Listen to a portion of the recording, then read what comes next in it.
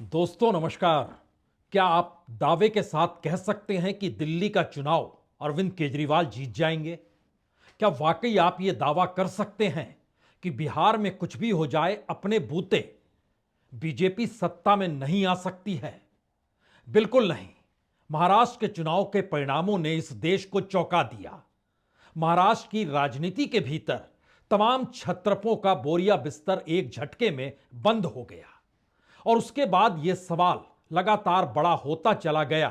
कि क्या वाकई चुनाव में गड़बड़ी होती है। मसला यह नहीं कि ईवीएम में गड़बड़ी है, मसला यह भी है कि ईवीएम मशीन ही कहीं बदल तो नहीं जाती है। सवाल यह भी उठा कि जो फॉर्म 20 है और फॉर्म 17C है, क्या उसको अब सार्वजनिक करने की स्थिति में चुनाव आयोग आएगा? लगातार यही गुहार कांग्रेस की तरफ से, या कहें महाराष्ट्र के तमाम छत्रपों की तरफ से, या फिर कहें पीआईएल के जरिए भी हाईकोर्ट और अलग अलग अदालतों का दरवाजा खटखटाया तो गया। और यह सवाल भी उठा कि अब सार्वजनिक तौर पर इलेक्शन कमीशन को फॉर्म 20 और 17C को सामने रख देना चाहिए, क्योंकि बकायदा चुनावी आचार संहिता यह कहती है कि अगर किसी को कोई शक शुबा हो तो इन कागजों को सार्वजनिक तौर पर सामने रखना होगा। लेकिन एक क्षण के लिए अगर आपसे आज कोई यह कहे कि 24 घंटे पहले बकायदा देश के कानून मंत्रालय ने एक नोटिफिकेशन जारी किया और वो कानून की शक्ल में संशोधन के साथ इस देश के सामने आ गया, जिसमें कहा गया कि अब 93C के तहत कुछ भी बताने की जरूरत है नहीं, सिर्फ जो स्पेसिफाई होगा उसी को आप कागज को सार्वजनिक कर सकते हैं। यानी चुनाव में गड़बड़ी हुई और उसके बाद आप किसी भी दस्तावेज को नहीं दिखाएंगे। यह एक ऐसी स्थिति है जो बतलाती है कि रूल 93(2) में संशोधन कर दिया गया है, बकायदा नोटिफिकेशन जारी किया गया। हमें लगता है पहले नोटिफिकेशन की इस कॉपी को जरूर देख लेना चाहिए।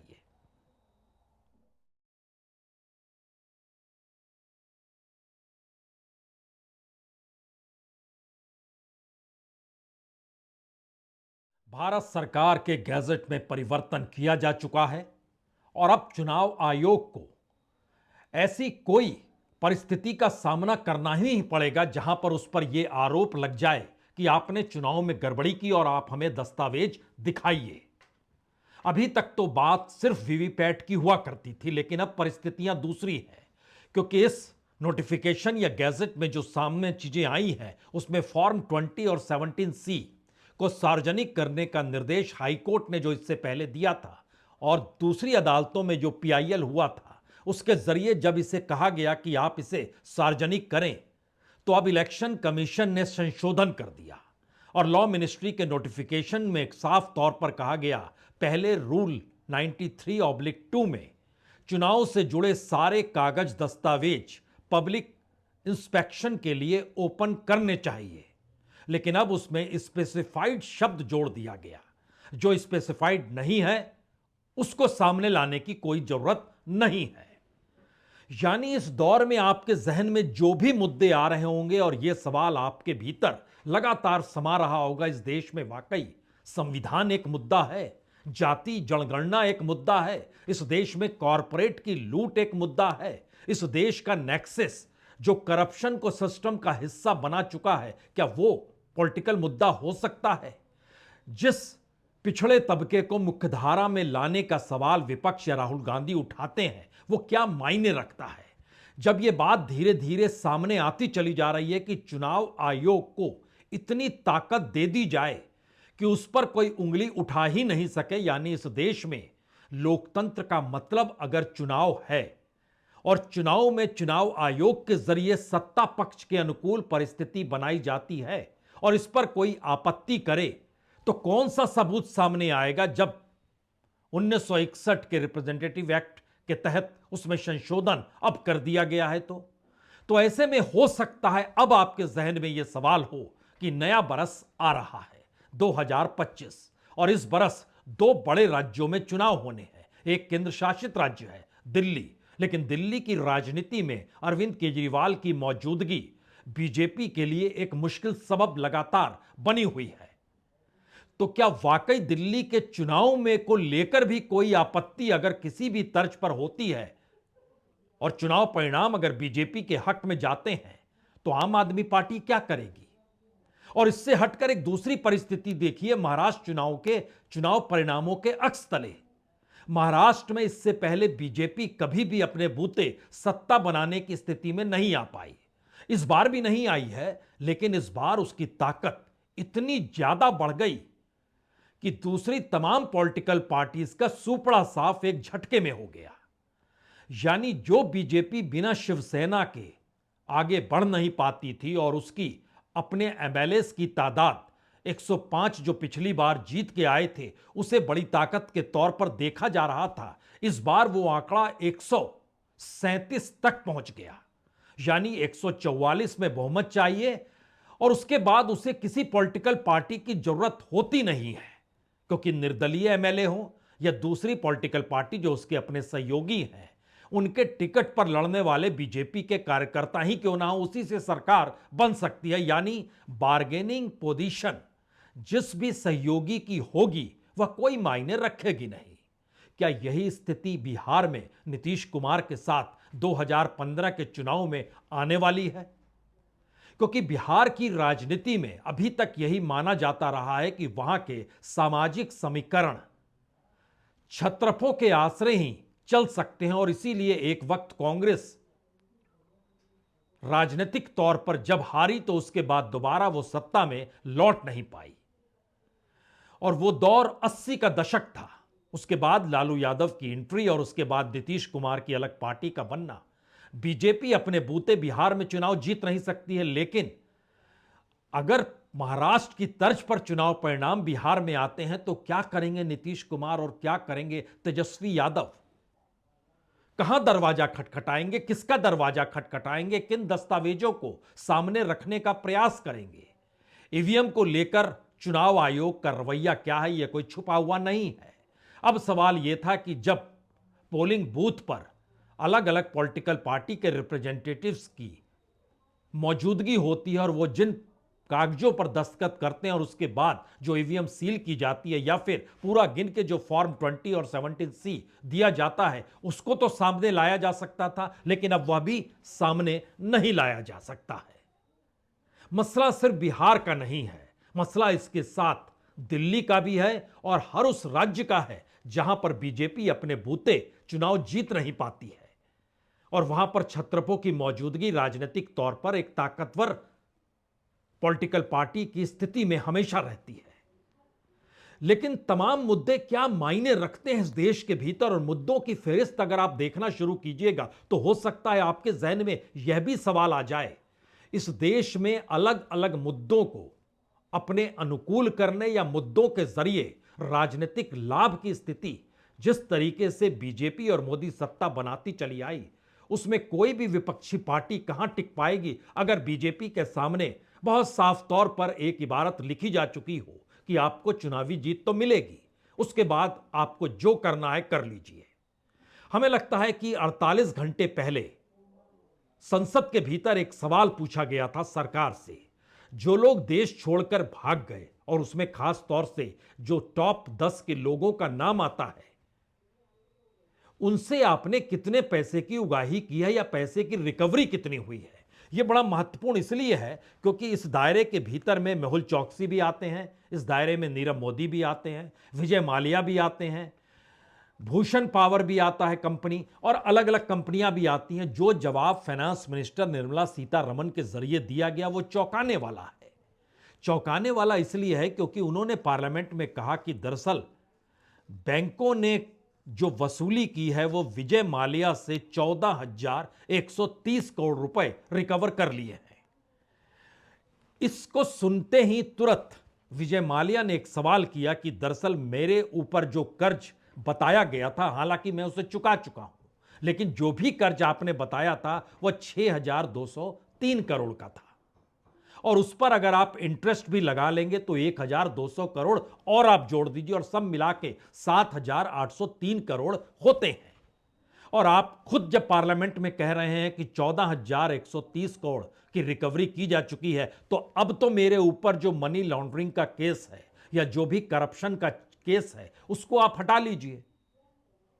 यह अलग मसला है कि किस तरीके से सीबीआई और आईडीबीआई बैंक के अधिकारी उस वक्त मिले और किस तरीके से थोड़ी देर के लिए उसे भूल जाइए। यानी राजनीतिक तौर पर एक ऐसी स्थिति इस देश के ऊपर बार बार निकल कर आती है जहां पे बीजेपी की सत्ता किसी भी मुद्दे को लेकर करप्शन के खिलाफ नारे लगाते हुए दिखाई दे, इस देश के किसी भी स्कैम को लेकर या गड़बड़ी को लेकर राष्ट्रवाद की थ्योरी ले आए, किसी भी परिस्थिति में वह हिंदुत्व का आलाप रगने लगे। यह सारी परिस्थिति बताती है कि उसको एक बात की गारंटी है कि वह चुनाव जीत सकती है। और भारत में चुनाव जीतना तमाम पुरानी गड़बड़ियों को या तमाम स्कैम को एक झटके में ढक देता है और आपके ऊपर कोई आरोप उसके बाद लगा नहीं सकता है कि आपने गड़बड़ी की, क्योंकि चुनाव में जीत तो हो गई और इससे बड़ी क्लीन चिट और कौन देगा। यानी इस देश में बढ़ता हुआ एनपीए, इस देश में रईसों का बैंकों से कर्ज लेना, इस देश में कर्ज लेकर ना लौटाना, बैंकों की बुक ठीक करने के लिए सरकार का उस कर्ज माफी में बड़ी हिस्सेदारी अपने तौर पर दे देना, यह एक ऐसी परिस्थिति है जो धीरे धीरे झटके में आपको एक साथ 5 किलो अनाज बांटने तक भी जा सकती है। इस देश के भीतर में खाद के संकट से भी जुड़ सकती है। इस देश में चीन से लगातार माल की आवाजाही जो बढ़ती चली जा रही है, यानी भारत का एक्सपोर्ट कम और इंपोर्ट ज्यादा होते चला जा रहा है, उस परिस्थिति से भी जोड़ सकती है। यह वो परिस्थिति है जिसमें जिसका जिक्र जाति जनगणना और हाशिए पर पड़े तबके को मुख्यधारा में लाने का सवाल है, वह भी कोई मायने रखेगा नहीं, क्योंकि आप चुनाव जीत रहे हैं और चुनाव जीतने की गारंटी वोटिंग उससे नहीं है। चुनाव जीतने की गारंटी चुनाव आयोग दे रहा है, क्योंकि चुनाव आयोग को कहीं ज्यादा ताकत सरकार दे रही है और सरकार इस मैसेज को कन्वे कर रही है कि चुनाव आयोग का निर्णय आखिरी निर्णय। और धीरे धीरे अभी तक तो खुद के खिलाफ कोई सवाल जब उठते थे सरकार के विरोध में, उसका दायरा बढ़ते बढ़ते जब पार्लियामेंट और विपक्ष के नेता राहुल गांधी को भी अब चुनौती और चेतावनी दोनों सत्ता देने की स्थिति में है कि आप हमसे कोई सवाल मत पूछिए, और पार्लियामेंट की महत्ता भी इस दौर में खत्म सी होती नजर आ रही है, तो एक सवाल कोई भी पूछ सकता है, क्या वाकई इस देश के भीतर में अब चुनावों को लेकर चुनाव आयोग से कोई संस्थान कुछ भी सवाल जवाब नहीं कर सकता है? एक ऐसी परिस्थिति क्या आ गई है, क्योंकि इससे पहले एसोसिएशन फॉर डेमोक्रेटिक रिफॉर्म हो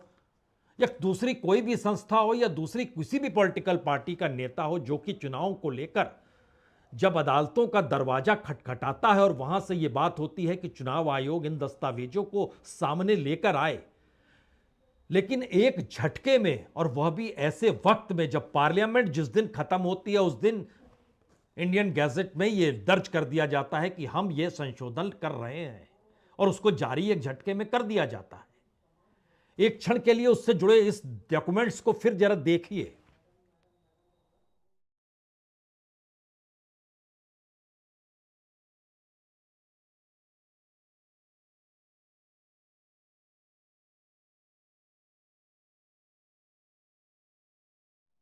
यानी चुनावों को लेकर अब तो यह साफ हो चला है कि सरकार चुनाव आयोग को ही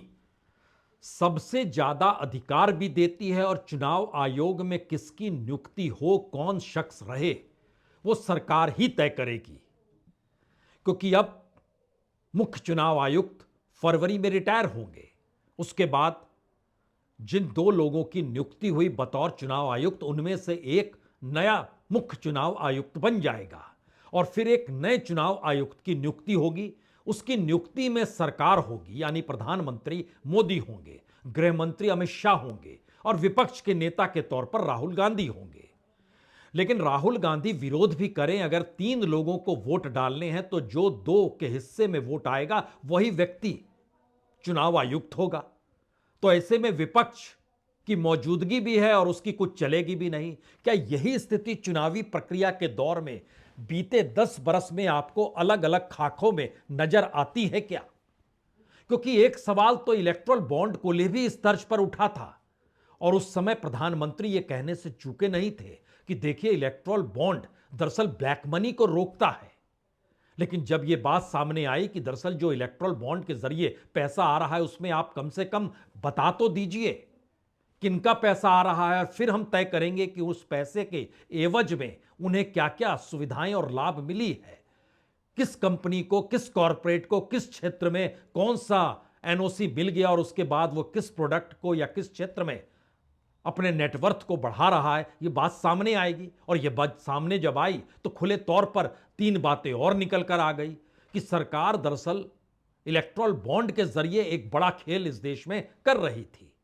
किससे पैसे लेना है, कैसे पैसे लेना है, सीबीआई ईडी कहां जाएगी, किस तरीके से उसको धमकाएगी, वो पैसा कैसे देगा, ये सारी चीजें खुल गई। अब नया सवाल यह है कि अभी तक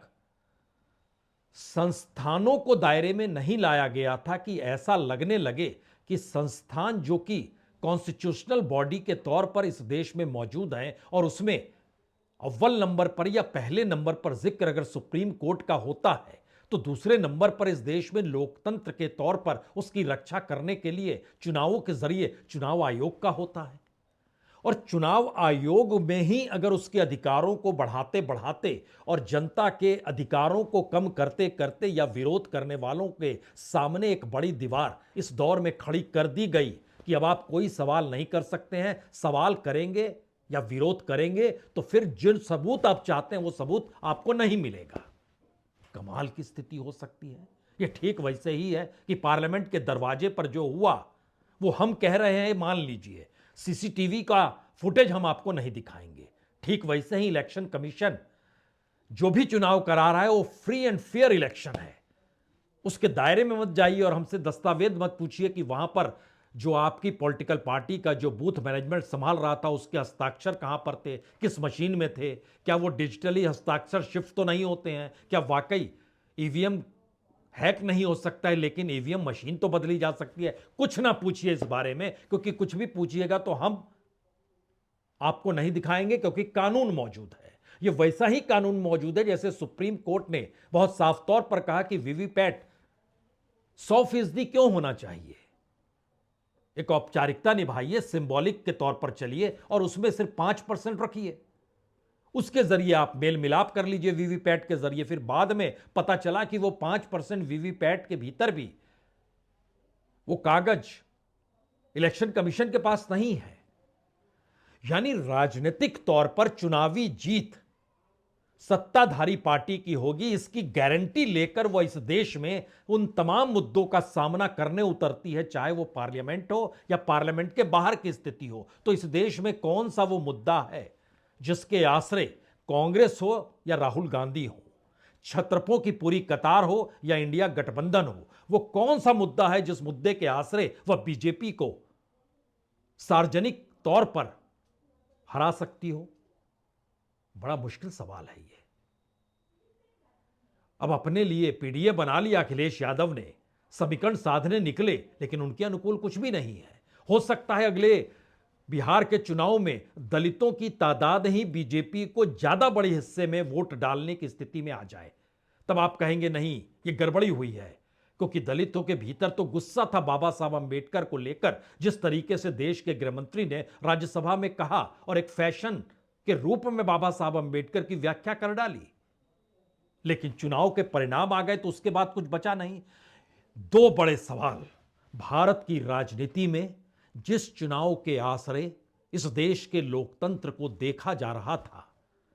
उस चुनाव को ही क्या हैक करने की परिस्थिति में सत्ता आ चुकी है, और इसके बाद लोकतंत्र को आपको सत्ता के नजरिए से ही देखना होगा, वह लोकतंत्र के मंदिर यानी पार्लियामेंट के भीतर हो या फिर चुनाव के दौर में वोट डालने वाले लोगों की स्थिति वोटिंग मशीन में जो कैद हो जाती है उसके जरिए हो। यह पहला सवाल। दूसरा बड़ा सवाल, इस देश के भीतर में सत्ता द्वारा किया गया कोई भी कार्य, कोई भी पॉलिसी, कोई भी नीतियां,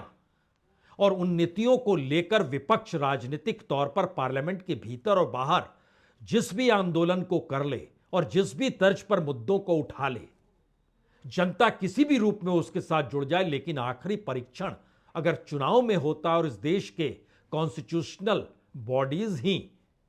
या उनको इतनी ताकत दे दी जाए कि उन तक विरोध के स्वर भी ना पहुंचे, तो इसके बाद चुनावी लोकतंत्र का मतलब क्या बचेगा? शायद यह सवाल अब आपके जहन में होना चाहिए। बहुत बहुत शुक्रिया, बहुत बहुत शुक्रिया।